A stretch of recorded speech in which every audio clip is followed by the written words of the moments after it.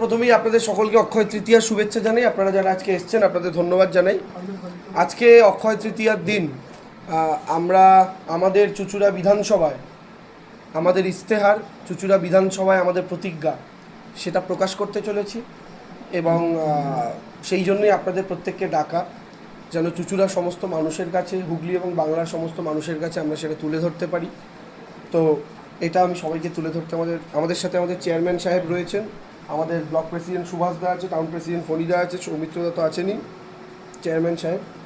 এটা হচ্ছে আমাদের 26-এর 36 প্রতিজ্ঞা চুঁচুড়া বিধানসভার জন্য।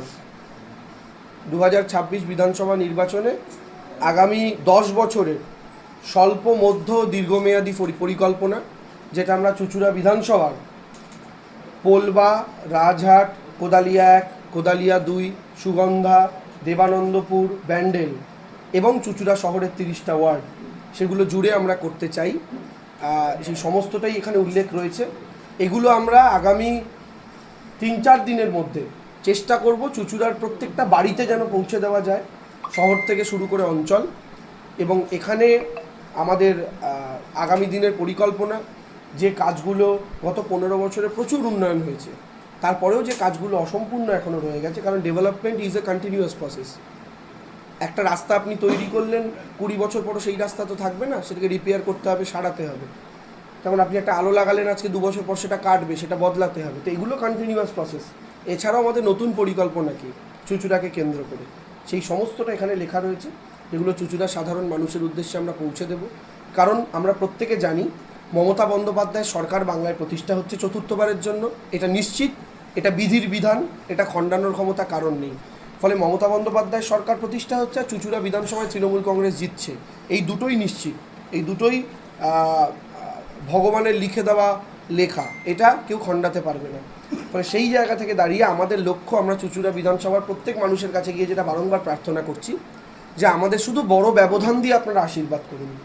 কারণ দিদির কাছে যখন যাব, সরকারের কাছে যখন যাব, অভিষেকদার কাছে যখন যাব চুঁচুড়ার জন্য কোনো বড় প্রকল্প চাইতে, বড় ইনফ্রাস্ট্রাকচার চাইতে, তখন তারা কিন্তু দেখবেন যে আমি সহ হুগলি জেলার আরও 5টা বিধায়ক গেছেন, 15টা বিধায়ক গেছেন, 18টা বিধায়ক গেছেন, কিন্তু আমার মাথার ওপরে ব্যবধান কত বড়, তার উপরে ভিত্তি করে হয়তো সেই জায়গাটা প্রায়োরিটাইজ হতে পারে। তো স্বাভাবিকভাবে যদি আমাকে বেশি সংখ্যক মানুষ আশীর্বাদ করেন, আমি বেশি সংখ্যক মানুষের সমর্থন নিয়ে যেতে পারি, বড় ব্যবধান নিয়ে যেতে পারি, আমি আশীর্বাদটাও আরও বেশি পাবো, আমি তাদের থেকে সমর্থন সহযোগিতাটাও আরও বেশি পাবো চুঁচুড়া উন্নয়নের জন্য। তাই আমার চুঁচুড়ার মানুষের কাছে আপনাদের সাংবাদিক সম্মেলনের মাধ্যমে এটাই আবেদন থাকবে। আমি আপনাদের প্রত্যেককে 1 কপি করে দিয়ে দেবো, যেটা আপনারা পার্সোনালিও দেখাতে পারেন। যাদের পিডিএফে লাগবে ডকুমেন্টটা, তাদেরকে আমরা পিডিএফেও দিয়ে দেবো এবং আপনাদেরকে র কপিও একটা করে দিয়ে দেবো। এবং ভেতর দিকটা আপনাদেরকে দেখাই, এখানে পরপর 36টা পয়েন্ট করা রয়েছে, 1 থেকে শুরু করে আপনার পুরো 3 পাতা জুড়ে। এবং আপনারা দেখতে পাচ্ছেন সি ফর চুঁচুড়া, এবং আমাদের কাছে C for clean, consistent, collaborative, connected, constructive and compassionate governance with clarity and commitment. অর্থাৎ আগামী দিন চুঁচুড়াকে আমরা এই নির্দিষ্ট যে টার্মগুলো, সেগুলোকে মেনটেন করে যেভাবে কাজ করা সম্ভব, অর্থাৎ ক্ল্যারিটি, কোলাবোরেটিভ, অর্থাৎ জনগণের সঙ্গে একসঙ্গে মিলে একটা বিধানসভা চলা, জনগণ কি চাইছেন সেটাতে প্রায়োরিটি হওয়া। তারপরে হচ্ছে কনসিস্টেন্ট, অর্থাৎ উন্নয়নটা যেন ধারাবাহিক হয়, উন্নয়নে কোনো পজ না আসে। তারপরে হচ্ছে কানেক্টেড, অর্থাৎ জনগণ এবং জনগণের প্রতিনিধি তারা প্রত্যেকে একে অপরের সঙ্গে সম্পৃক্ত এবং কানেক্টেড থাকবে, ইনক্লুডিং দ্য স্টেট গভর্নমেন্ট। আমার কাজ হবে সেই সেতু বন্ধনের কাজ করা। কনস্ট্রাকটিভ অর্থাৎ গঠনমূলক, স্বাভাবিকভাবে গঠনমূলক কাজ, যেটা উন্নতির দিকে, পজিটিভিটির দিকে নিয়ে যাবে। And compassionate governance with clarity and commitment, অর্থাৎ একদম এ ভিশন উইথ ক্ল্যারিটি, এবং তার সঙ্গে একটু ফণিদাকে জল দাও, ভিশন উইথ ক্ল্যারিটি এবং কমিটমেন্ট, অর্থাৎ যে প্রতিজ্ঞা, শপথ, তার সঙ্গে আমাদের যে কাজ, সেটা কাজটা আগামী 36টা আমাদের রয়েছে। 10 বছরের প্ল্যানিং এটা, 5 বছরের প্ল্যানিং নয়, 10 বছরের স্বল্প মধ্য দীর্ঘমেয়াদী প্ল্যানিং। আমরা কী করতে চাই আপনাদেরকে দিয়ে দেবো ইতিমধ্যেই, আপনারা দেখবেন।